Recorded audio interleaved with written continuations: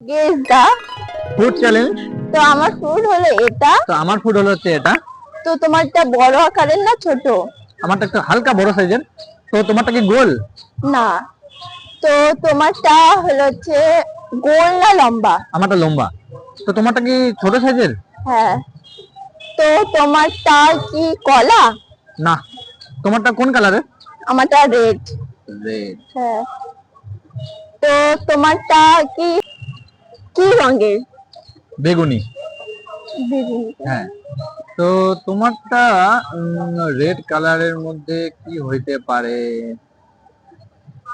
Red কালারের মধ্যে কি লঙ্কা? লঙ্কা তো সবজির নাম গাধা। আচ্ছা ঠিক আছে। তো তোমারটা পারবো না, তুমি আমারটা পারবা? তোমারটা ওটা রেড কালারের কি হয় এটা তো বুঝতেছি না আমি। গাইস তোমরা কি জানো?